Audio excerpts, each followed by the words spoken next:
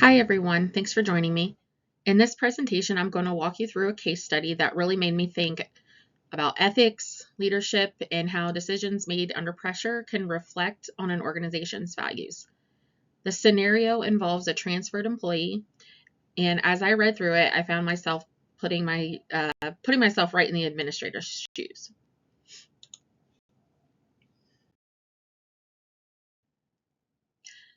We recently went through a departmental reorganization, and as part of that change, one of our team members was permanently transferred into my unit. Not long after the move, he approached me to request his annual performance appraisal, something that should have been completed by his previous manager prior to the transfer. When I reached out, the former supervisor refused to complete the overdue evaluation. He said HR never officially notified him about the transfer, and he didn't want to trigger a red flag by submitting a late review that could reflect poorly on his department. So I brought the issue to my own supervisor, hoping to find a solution. He suggested a quick fix, backdating the transfer paperwork to make it seem like the employee had just arrived, and work in my 2 months of observations to help round out the evaluation.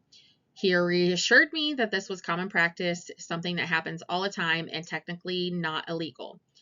Just to be thorough, I contacted legal counsel, and they confirmed that revising the administrative documents for accuracy isn't unlawful. Still, even with their reassurance, I couldn't shake the discomfort. To me, it felt like bending the rules, not fixing an honest mistake. And that raised deeper concerns about the integrity of our HR processes and the culture that we're shaping as leaders. So that's what brings us to this presentation. I want to explore how leaders can navigate situations like this, those ethical gray zones where legal isn't always synonymous with what's right, and how we can uphold both compliance and trust in everything that we do.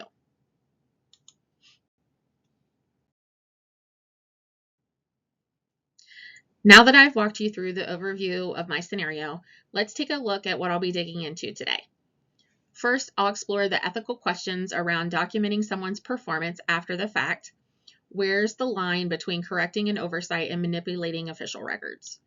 Then I'll share the decisions I faced in my own case, why backdating the paperwork seemed tempting, the pressures I felt, and the potential ripple effects that kind of shortcut could trigger. I'll be using ethical theories to test whether my reasoning actually holds up. Finally, I'll talk through my next steps, how I plan to course correct, rebuild trust in our HR processes, and make sure that there are guardrails in place to prevent this kind of situation in the future. By the end of this presentation, my hope is that you'll have a clear understanding of the dilemmas involved and the practical framework for making tough calls with integrity and intention.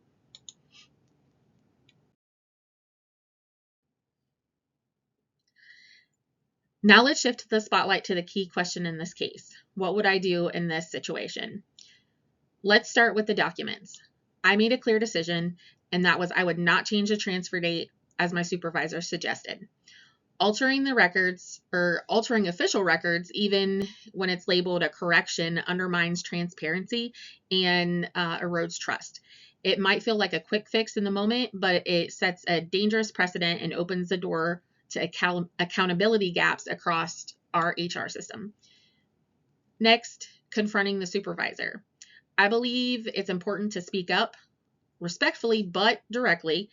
I'd raise my concerns, clarify where my ethical boundaries stand, and try to look for alternative solutions that reflect both our values and the organization's policies. Ultimately, the choices reflect my deeper commitment to leading with integrity. Modeling ethical behavior, especially when it's uncomfortable, sends a signal. Sure, it might ruffle a few feathers, but it also plants the seed for a culture built on trust and responsible leadership.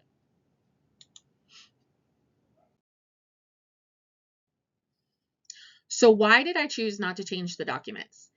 It wasn't just a gut instinct, it came from a deeper commitment to transparency and ethical leadership.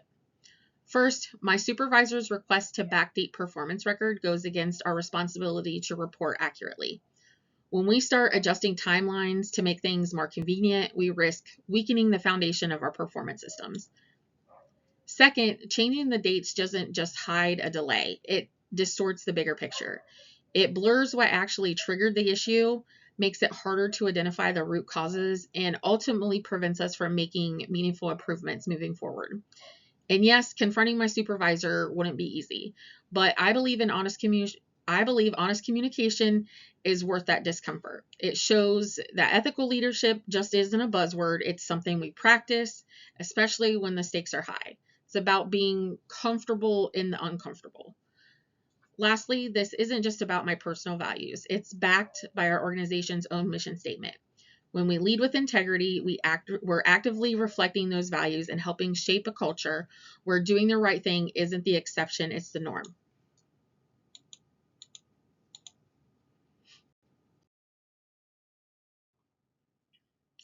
When I made the decision not to alter the documents, it wasn't just about following the rules. It was about choosing integrity over convenience. Backdating the records might seem like a harmless administrative fix, but it undermines the transparency and chips away at the trust process across the organization. I turned down alternatives like changing the paperwork or staying silent because both would have contributed to misrepresentation. Sure, they might have dodged scrutiny in the short term, but also they would have eroded the credibility of our HR system and set a precedent that normalizes ethical shortcuts. My reasoning isn't just emotional, it's rooted in logic and ethics. Accurate documentation builds system-wide accountability and supports real improvement. It keeps performance issues visible and honest rather than buried behind paperwork revisions. And this isn't just my personal conviction, it's backed by research. Lee Danes' 2020 study on organizational integrity found that when leaders face ethical dilemmas, they often lean on cultural norms more than formal policy. That's exactly what I saw here. The pressure to conform to, quote, unofficial fixes directly clash with the values our organization says it stands for. I do also want to recognize how complex the situation is. There's real power dynamics involved. Challenging a supervisor comes with risks, especially when your reputation or career could be impacted. But choosing transparency and initiating a respectful, value-based dialogue, I'm trying to model that kind of ethical leadership our culture needs more of.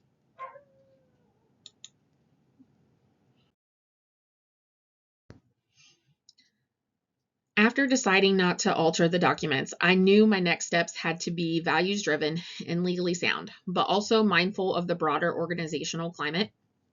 First, I'd request a formal review of our documentation policy.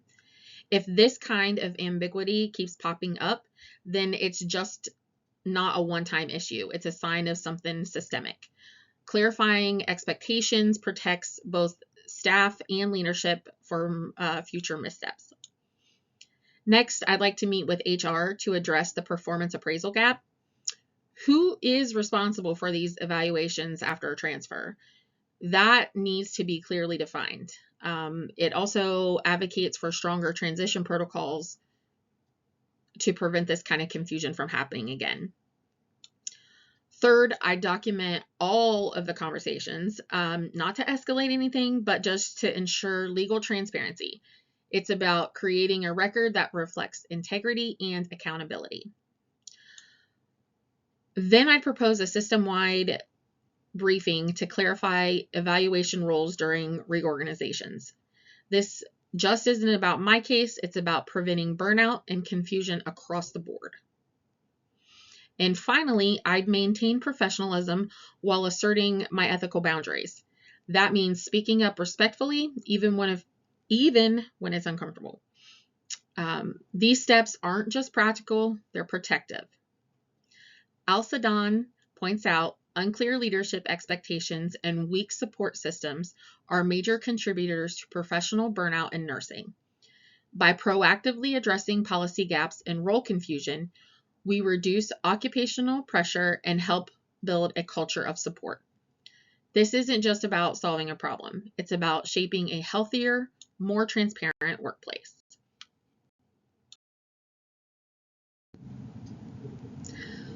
To guide my decision, I leaned on principlism.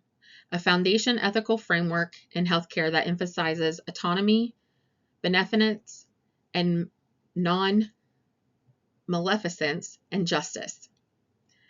Justice meant upholding fair documentation practices, making sure evaluations weren't skewed by informal requests or unclear transitions.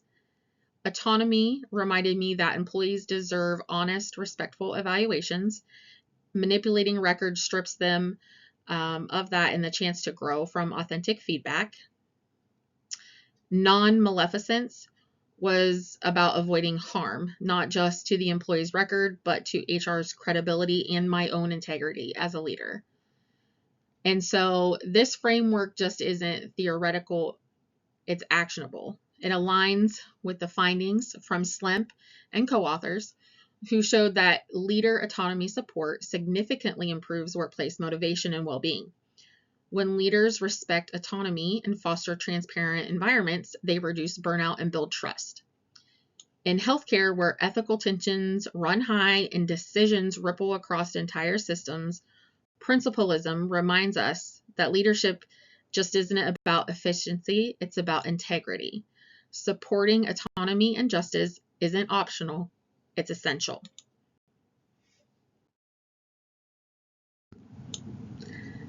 This case dropped me into an administrative maze with real ethical stakes.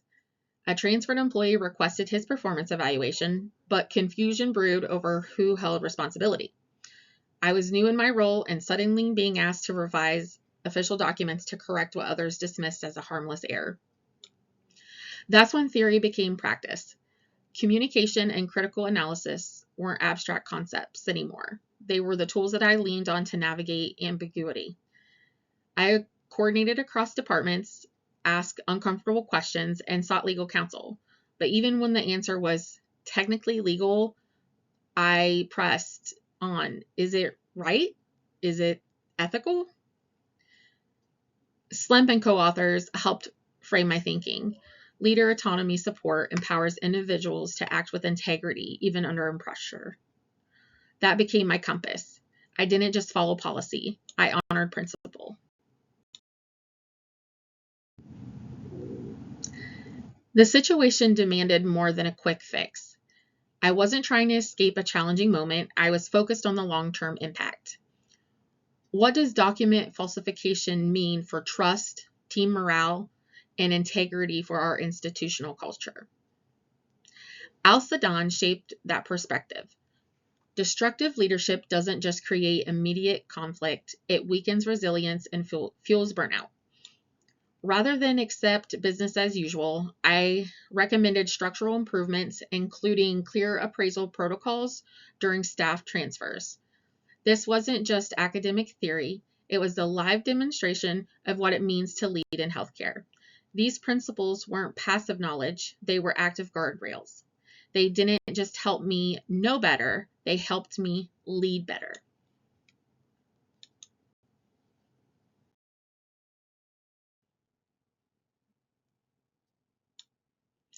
This situation wasn't just about performance appraisal. It revealed deeper cracks in policy, leadership, accountability, and ethical culture. My decision had ripple effects beyond our department. It spoke to the integrity of our entire healthcare system. When leaders normalize document manipulation, trust erodes among patients, staff, and regulatory bodies alike. Al-Sadan sharpened this perspective. His research on toxic leadership and burnout in Saudi Arabia underscored the broader consequences of ethical failure, not just locally, but globally.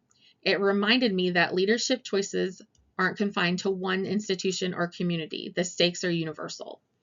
In that moment, I wasn't just responding to a departmental issue. I was protecting the ethical foundation of healthcare.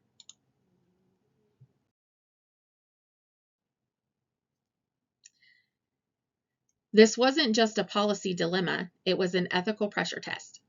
I had to choose between pleasing a superior or preserving the integrity of our process.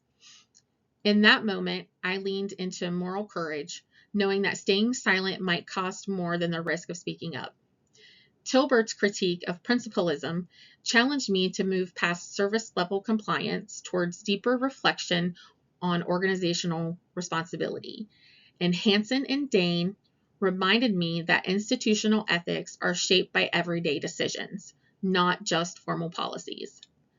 What guided me wasn't just theory, it was a framework for expansive thinking.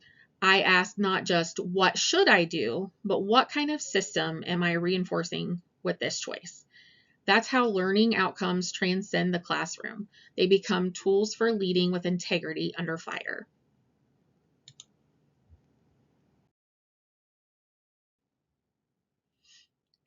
This case wasn't just an academic exercise. It was a real-world ethical dilemma where leadership and integrity were put to the test. I found myself navigating confusion around a performance appraisal while facing pressure to revise official documentation.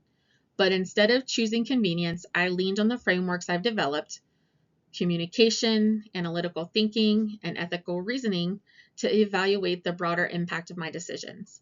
In doing so, I modeled leadership I believe in transparency by refusing silent compliance and advocating for honest process evaluation, courage by challenging unethical suggestions and standing firm under pressure, professionalism by engaging legal counsel, considering long-term consequences, and proposing structural improvements to prevent future issues. Ultimately, this experience reminded me leadership isn't about doing what's easy. It's about doing what's right, even when the cost is discomfort.